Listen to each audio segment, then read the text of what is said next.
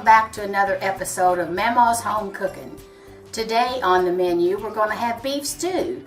So I'm going to start with about a 2.5 to 3 pound beef roast. You can use shoulder roast, you can use chuck roast. Chuck is usually my favorite, but shoulder was on sale this week, so that's what we bought. I'm going to start by cutting it up in smaller pieces. We're going to put it in the pressure cooker and we'll be cooking it to tenderize it.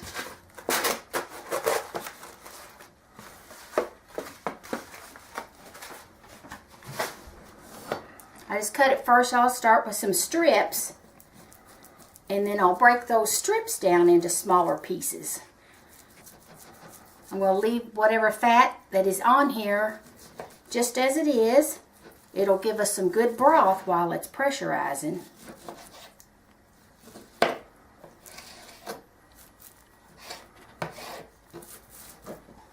Then I'll take these smaller slices and I'll just chunk them up.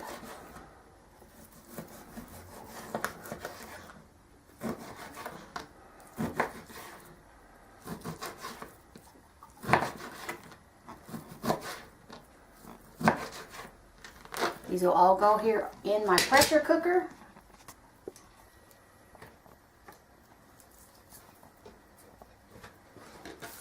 And we'll continue on till everything's cut up. Okay, we got all of our meat cut up. Just going to put the rest of it in the pressure cooker. We're going to salt it.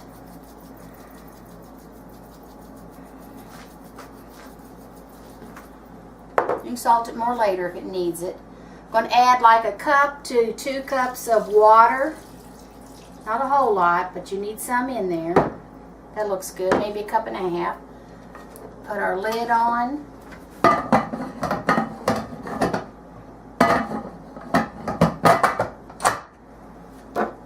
Put on our weight. I'm going to do it at 15 pounds. Set it on the stove. On kind of medium to high heat. Let it warm up and heat up. And then once it starts pressuring, it'll take about 20 minutes and your meat will be done. So we'll be back after a while when the meat's done. Okay, our pressure cooker just started going, so we're going to turn the heat down a little bit. We only want it to jiggle about every 10 or 15 seconds.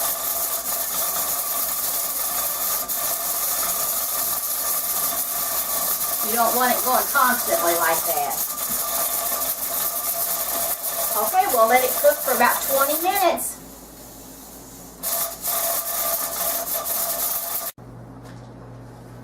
My granddaughter Ann is here to help me again. I'm so thankful that I have someone to help me in the kitchen and someone to teach all my secrets to.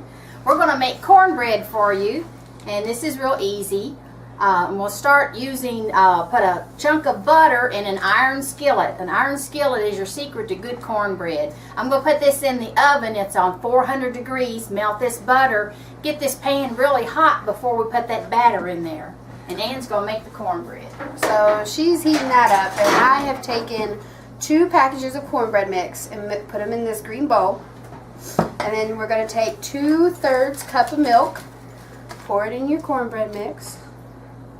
And then you're going to take 2 eggs. Now my grandma, she doesn't like umbilical cords, so she has already taken the umbilical cords out. I don't care, but you know. Take the 2 eggs, put them in the mix, and then we're going to whisk it. You don't have to use a whisk, you can use any other stirring, but a whisk gets the clumps out and makes it more breathable. And you don't have to over mix cornbread. Right, it's supposed to be rough, I guess you could say. Kind of lumpy. Kind of lumpy. And you may need a little bit more milk. I usually just eyeball it. But for the filming, I went ahead and measured out. But I want just a little bit more in there. Because it'll thicken up after it sits here a few minutes.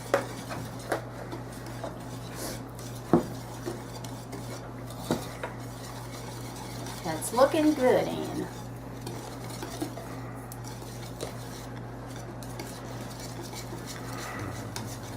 All right. And as you can see, it looks kind of coarse, and that is how it should look. And now we just gotta wait for the pan.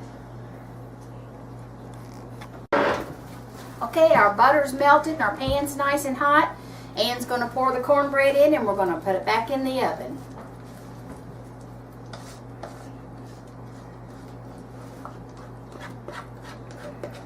What's nice about this iron skillet, the sides and the bottom are going to crisp up real nice. And that butter's going to help it do that. I didn't know you put butter in the cast iron. Yes. You're unique. Cornbread. Yeah, I didn't know that. Yeah. That's good. And see, I was going to show Ann. You can see that butter oozing up over the top. Just go ahead and kind of smooth that in and out over on top of your cornbread. And you can see where the pan's hot and it's already starting to cook. So we're going to put her back in. How long, Ann? 15-20 minutes. All right, there's our cornbread cooking. Ann and I are going to start cutting up our vegetables. Now we're going to cut the broccoli up, but that's going to be for steamed broccoli. That's not going in our beef stew. I'm going to start working on the potatoes. I have about 2.5 pounds of potatoes. I've already peeled them and washed them. I'm going to chop some onion, a little bit of celery, and Ann's going to work on the carrots. And we'll assemble a little bit later after we start our stew, and then we'll add some peas to the beef stew. So let's get chopping. I'm going to cut everything up in bite-sized pieces, but not too small.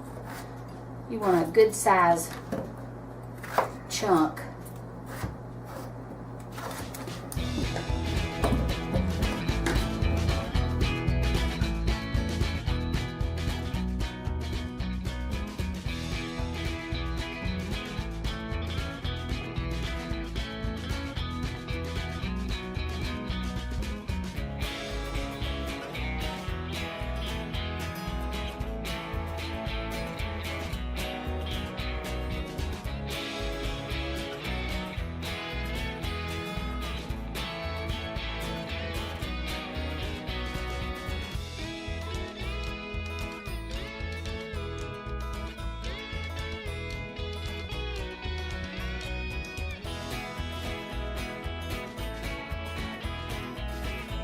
Put everything in my pink bowl over there, and then we'll be able to put it all in the pressure cooker after I get the meat out.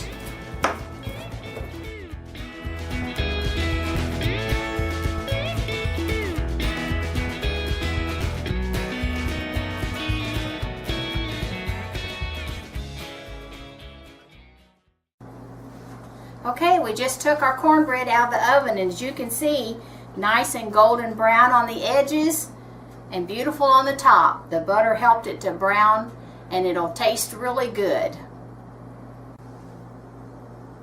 Okay, our meat's pressured and it's nice and tender. You can see it falls apart. I'm going to pick through this and make sure there's no fat on it, because no one likes to eat a chunk of fat when you're eating beef stew. This is the broth that came off of the beef. And I'm going to show you a quick tip on how you separate the fat. You could put this in the refrigerator and it'll separate and the fat will harden on top, and you just pick it right up with a fork. But when you're in a hurry like me, as usual, I throw in some ice cubes. That's going to start cooling down, and that fat, you'll see it in a moment, I'll show you, that fat's going to be clinging to those ice cubes. Sometimes if the broth is very hot, you may have to do that a couple of times. But you can already see it's coming to the top. And that's what we want. We don't want the fat in there. We want the flavor of the beef broth.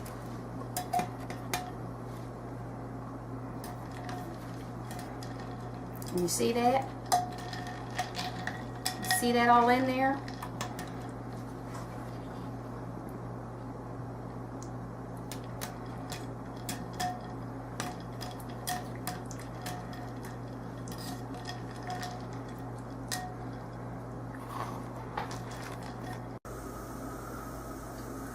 I'm going to start making the gravy. I've got a cup of oil here, but I may not use all of it. I really don't measure, so I'm trying to give you a measure. That's probably about half a cup. We'll start with that. If I need more, I can add a little bit at this point in the stage. I'm going to put in probably about a half a cup, 3/4 cup of flour. Maybe a little more. Like I said, I eyeball it.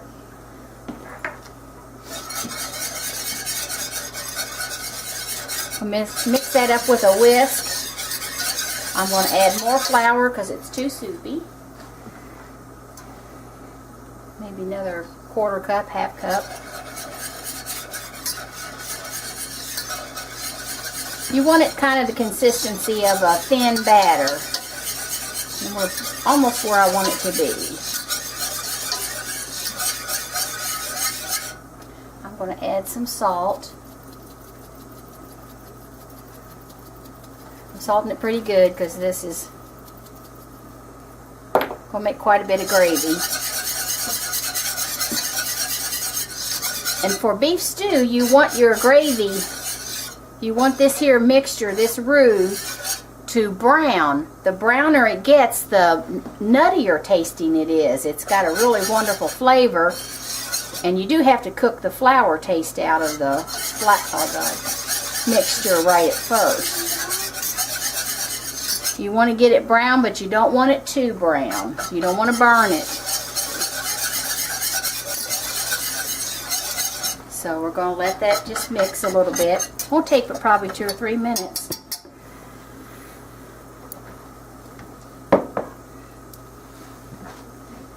Let it bubble, stir it occasionally.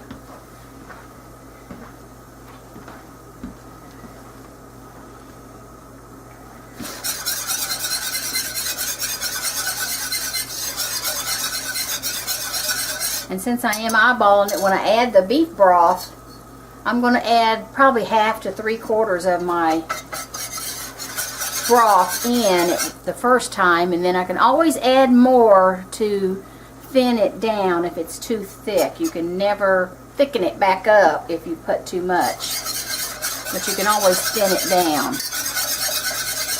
So when it comes to gravy, less liquid is better. You can see it's starting to bubble now.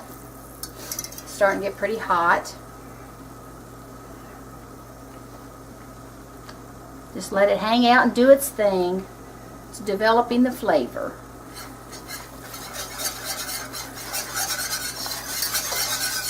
I always stir this base a lot because it helps you keep an eye on what it's doing, what stage it's at. And a whisk is one of my favorite tools.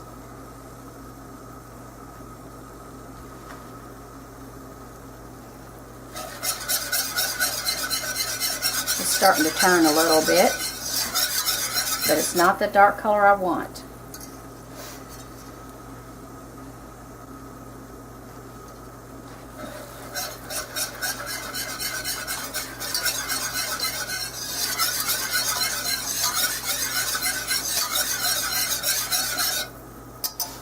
We've got our vegetables on. They're boiling in a separate pan altogether.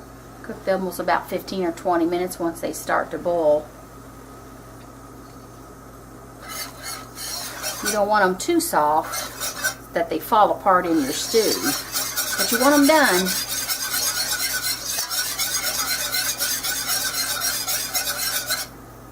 Sometimes I put the vegetables in the pressure cooker just to get them done faster.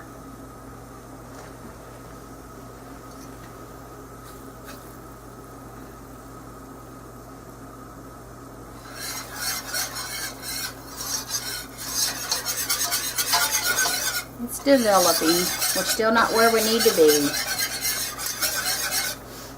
You'll want it to come to the color. It's almost the color of peanut butter. Gives you a good gauge of what it should look like. But you'll see in a minute.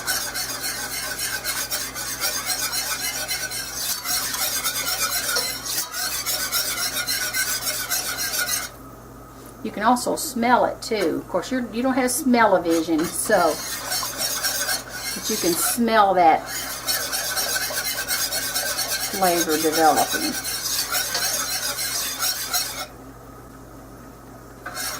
It's starting to turn now. We'll probably be done here in about a minute or two.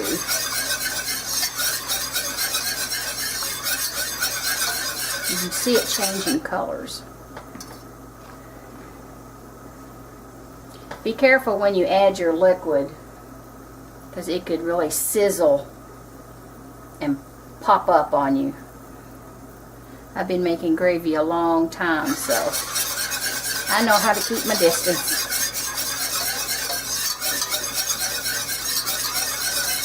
And that's another reason I don't measure much. I've made it so many times I could probably make it with my eyes closed. Once it starts browning, which it is, it'll thicken up just a little bit, and you can see that color changing. It'll change really quickly at this stage, so keep stirring it.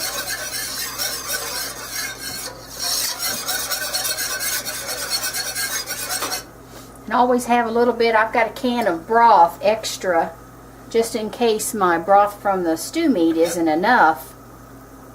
Or you can always have a cup of water on hand if you need it to thin it down. See that color developing?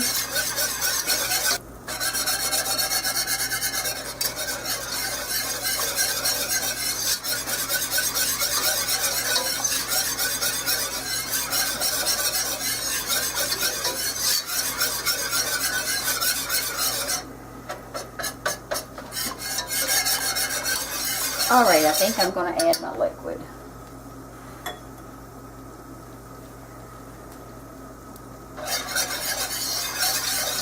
Stir it one more time. Here we go. See, it's sizzling. I'm going to pour about half of that and stir quickly so that it will sit up, and then turn that heat down.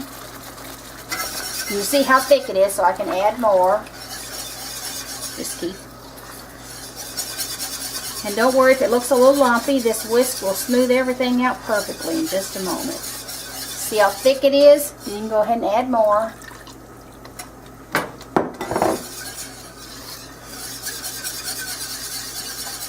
And I want it pretty thick at this stage, because when I add the vegetables, they've got a little bit of water in them, and I want to keep that water because it's got all the vitamins and stuff from where the vegetables had been cooking. So I do want it a little thick. That's really good looking right there. I don't even think I need the canned broth. But what I am going to do, you can see how smooth it is. I'm going to add the beef back in. Let that be cooking in that mixture. Warming that beef back up.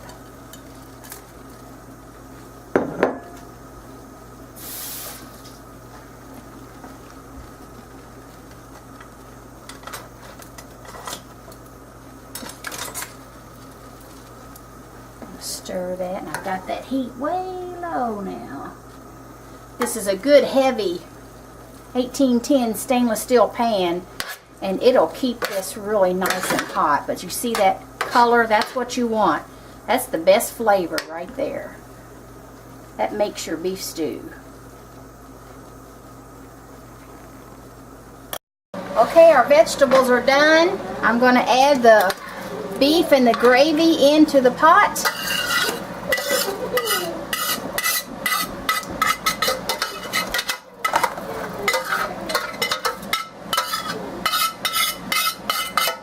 Every last bit out of that pan.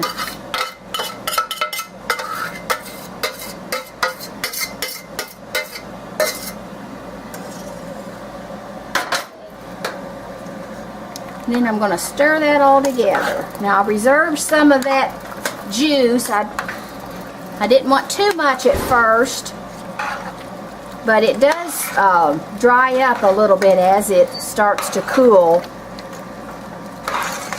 So I'll have the vegetable broth to put in if it's too thick. But right now it's looking pretty good. I may put in just a little bit of the, maybe a cup. Because like I said, that will, it may look runny right now, but as it cools off, it will thicken up.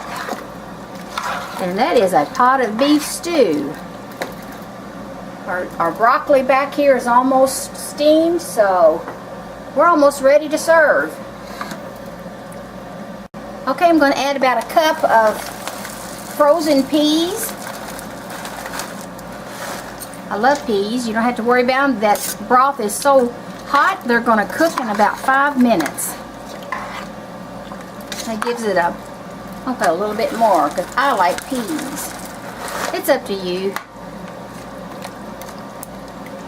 Gives it a real pretty color combination in there with the carrots and the potatoes. Let that cook about 5 minutes and you're ready to serve.